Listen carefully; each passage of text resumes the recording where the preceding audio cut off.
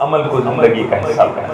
حضرت ابی بن کعب رضی اللہ عنہ کہنے لگے یا رسول اللہ صلی اللہ علیہ وسلم میں اپنی نفلی جو عبادت ہے اس میں سے ایک حصہ درود پاک پڑھتا ہوں، باقی دو حصے باقی ذکر نفل پڑھتا ہوں۔ آپ نے فرمایا ما شئت ان زاد فخیر لک، اچھا ہے لیکن تھوڑا سا درود پاک بڑھا لو نا اور بہتر۔ تو عرض کیا یا رسول اللہ، وہیں کھڑے کھڑے اب حدیث سنی، فضیلت سنی، فوراً عمل، وہیں فیصلہ بدلا اسی مجلس میں۔ اے اللہ کے حبیب علیہ السلام اگر میں آدھا وقت درود پاک پڑھتا رہوں، باقی وقت باقی وظیفے کرتا رہوں نفل وغیرہ، تو آپ نے فرمایا ما شئت جو تمہاری مرضی، لیکن ان زاد فهو خیر لک، میاں تھوڑا درود پاک اور بڑھا دو تو تیرے لیے اور بہتر ہو۔ وہیں کھڑے کھڑے عرض کیا یا رسول اللہ صلی اللہ علیہ وسلم میں اپنے نفلی عبادت کے دعا کا جو وقت ہے اس میں سے دو حصے درود پاک پڑھتا رہوں، باقی ایک حصہ میں باقی نوافل و دعا میں لگاؤں، تو آپ نے فرمایا ما شئت، میاں تیری مرضی، لیکن ان زاد فهو خیر لک، اگر تھوڑا درود پاک اور بڑھا لو تو اور بہتر ہو۔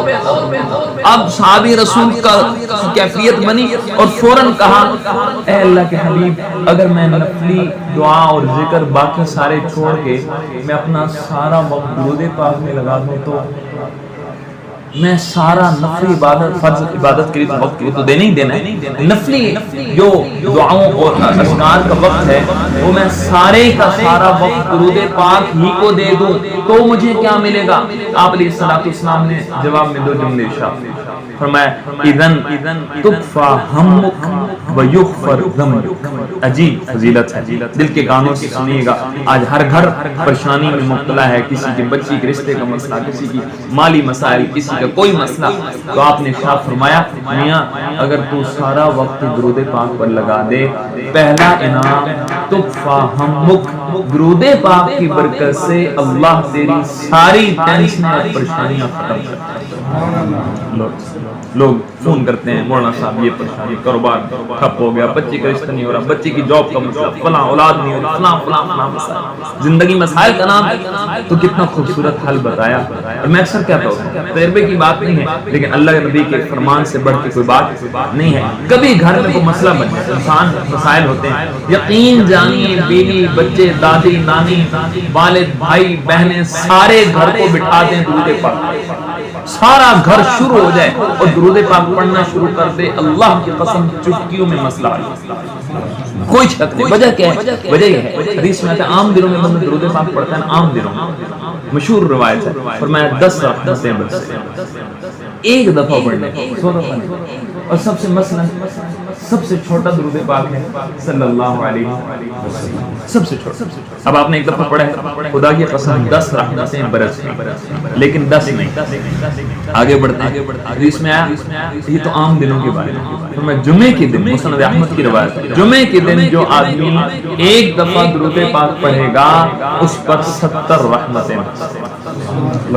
اور فرمایا ہمت کر کے جمعے کے دن کوئی ایک تسبیح درود پاک کی پڑھ لے 100 دفعہ، 5 منٹ کا عمل ہے، 5 منٹ دے دے درود پاک کے لیے، 5 منٹ۔ فرمایا ایک تسبیح درود پاک کی پڑھ لے 100 ضرب 70، فرمایا 60,000 رحمتیں برس جائیں گی۔ اور جس گھر میں ایک تسبیح جمعے کے دن درود پاک کی پڑھی گئی اس کا مطلب اس گھر میں 60,000 رحمتوں کا نزول۔ آپ کی ماں، آپ کا باپ، کسی کی دادی، کسی کی نانی، کسی کی بیوی، کسی کا بچہ قبر میں، جمعے کے دن ایک تسبیح درود پاک کی پڑھ کے اپنے مرحوم کے لیے صالح ثواب کر دیں، اللہ کی قسم اس کی قبر جنت کا باغ رحمتوں سے بھر جائے گی۔ اور علماء نے لکھا ہے کہ کثرت سے درود پاک پڑھنے والا اس کو حضور علیہ السلام کا قرب بھی ملے گا، قیامت کے دن پیارے نبی کی شفاعت بھی ملے گی، اور آپ کے مبارک ہاتھوں سے حوض کوثر پہ جام بھی ملے گی۔ اور کثرت کی کم سے کم مقدار 300 دفعہ۔ تو کیا خیال ہے جی؟ یہ میرے آج کے درس کا پہلا سبق کہ انشاءاللہ نیت کریں کہ آئندہ روزانہ 3 تسبیحات درود پاک کی میں نے پڑھی۔ بہت آسان، عورت جھاڑو دے رہی زبان فارغ، آدمی موٹر وے پہ گاڑی ڈرائیو کر رہا ہے، 2.5 گھنٹے کا سفر ہے، زبان فارغ۔ ہمارے پیر کار صاحب ارشاد فرماتے ہیں ہتھ کارول دل یار ول، ہاتھ سے کام کریں اور دل سے اللہ کو یاد کریں۔ زبان سے ذکر کریں. کتنے ایسے ہیں جن کے کسی کا کوئی رشتہ دار دنیا سے چلا گیا, کسی کا کوئی پیارا رشتہ دنیا سے اٹھ گیا اور وہ انتظار میں بیٹھے ہیں ہمارے پیارے ہمارے لیے کوئی خوبصورت چیز عمل کی صورت میں بھیجیں. تو اس عمل کو ہاں. اور دوسرا آپ نے فرمایا, ایک تو دو باتیں فرمائی ابی بن کعب رضی اللہ عنہ کو, ایک تو تیری پریشانیاں ختم, اور دوسرا کثرت درود پاک کی برکت سے یغفر ذنبک, اللہ تیرے پچھلے سارے گناہوں پہ معافی کا قلم لو, بخشش ہو رہی درود پاک کے عمل پر. اللہ تعالیٰ اس مبارک اور خوبصورت عمل کو زندگی کا حصہ بنانے کی توفیق عطا فرمائے, پابندی کے ساتھ اس کو زندگی کا حصہ بنائیں. فرمالی نیت انشاءاللہ کریں گے, انشاءاللہ عمل کریں گے, آپ عمل کریں گے ہمیں بھی اجر مل جائے گا ساتھ جناب. اللہ تعالیٰ عمل کی توفیق دے. دوسری گزارش یہ ہے کہ آج ہمارا یہاں جمع ہونا ایک نئے مکان کی اوپننگ ہے, افتتاح ہے, اس سلسلے میں ایک مجلس لگی ہے. اس سلسلے میں سب سے پہلی بات, سبحان اللہ, ہم مسلمان ہیں اور مسلمان کو شریعت نے 24 گھنٹے کا دین بتایا ہے. مسلمان کو صرف نماز روزہ نہیں بتایا, بلکہ مسلمان کو شریعت نے 24 گھنٹے کا خوشی غمی ساری تفصیلات شریعت میں ملتی ہیں. حتیٰ کہ ایک صحابی نے مکان بنایا اور نبی صلی اللہ علیہ وسلم کو بلایا مکان کے افتتاح پہ. میں سوچ رہا تھا کیا نصیب ہے اس صحابی کے جس کے مکان کے افتتاح پہ آقا دو جہاں گھر میں آئے ہیں جی. کیا وہ رحمتیں لے کے اور کیا وہ کروڑوں برکتیں لے کے حضور کے مبارک قدم لگے ہوں گے. کیا وہ خوش نصیب لوگ تھے جو حضور کا دیدار بھی کرتے تھے, حضور علیہ السلام کی دعائیں بھی لیتے تھے, آپ کی صحبت اور آپ کی مجلس بھی ان کے نصیب میں تھی. بہرحال تو آپ علیہ السلام تشریف لائے, تو جو مسنون عمل ہے آئندہ آپ ذہن میں بھی رکھیں, گھر والوں نے عمل کر بھی لیا ہوگا, مزید بھی کر لیں گے. آپ علیہ السلام تشریف لائے, آپ نے آ کر سب سے پہلے اس گھر میں 2 رکعت نفل ادا, 2 رکعت نفل آپ نے پڑھی. تو پتہ چلا پیارے نبی صلی اللہ علیہ وسلم کے مبارک عمل سے کہ کسی بھی دکان مکان کی اوپننگ ہو, افتتاح ہو, اس کا سنت طریقہ یہ ہے کہ سب سے پہلے اس مکان میں اس دکان میں 2 رکعت نفل پڑھی. اللہ کے فضل سے ہم جو ہی آئے, اللہ کے فضل سے آتے ہی ہم نے 2 مصلی منگوائے اور الحمدللہ آپ کے اس بیٹھک میں اس گھر میں 2 رکعت نفل سے اس سنت کو زندہ کیا. آپ کتنے خوش نصیب لوگ ہیں کہ آپ نے اس موقع پہ اس سنت کو زندہ کیا. آپ ذریعہ بنے. ہمیں کیا پتا تھا, میرا تو تعارف ہی زیادہ نہیں تھا اس گھر سے, لیکن ماشاءاللہ اور آپ کے علم میں ہونا چاہیے حضور علیہ السلام کے جسم مبارک سے نکلنے والا ایک عمل اللہ کی قسم ساری دھرتی اس کی قیمت نہیں لگا سکتی. ایک ایک سنت فتنوں کے دور میں جب سنتیں مٹ رہی ہوں گی, اس زمانے میں جو ایک سنت کو زندہ کرے گا, فرمایا 100 شہداء کے برابر اللہ اجر دے گا. 100 شہید, حالانکہ حدیث میں آتا ہے ایک شہید اس کا خون کا قطرہ زمین میں بعد میں گرتا ہے, بخشش پہلے ہو جاتا ہے. 100 شہداء کو جو اللہ مقام اور اجر دیتے ہیں, فتنوں کے دور میں جو ایک سنت کو زندہ کرے گا اللہ اس کو اجر دے گا. اور سنت بھی مٹی ہوئی.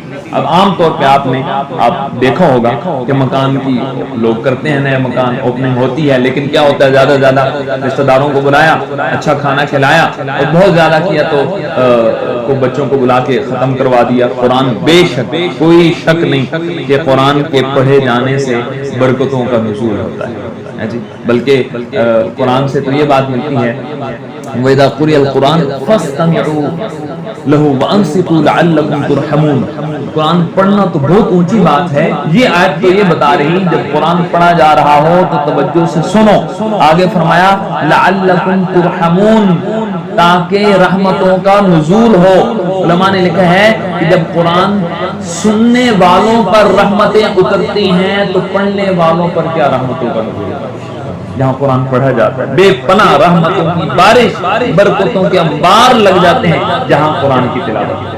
خیر تو ایک تو یہ سنت ہے کہ گھر میں جب بھی افتتاح ہو 2 رکعت نفل.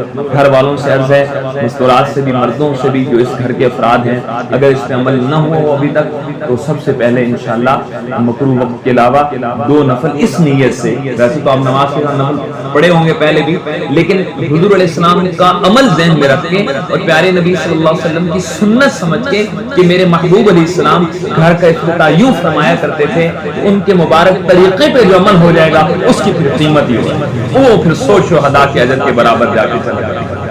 نمبر 3، تیسری گزارش یہ ہے کہ جو میں سمجھتا ہوں سب سے اہم گزارش، اچھی طرح اس کو سمجھیے گا. گزارش یہ ہے کہ کوئی ہم مختلف مکانات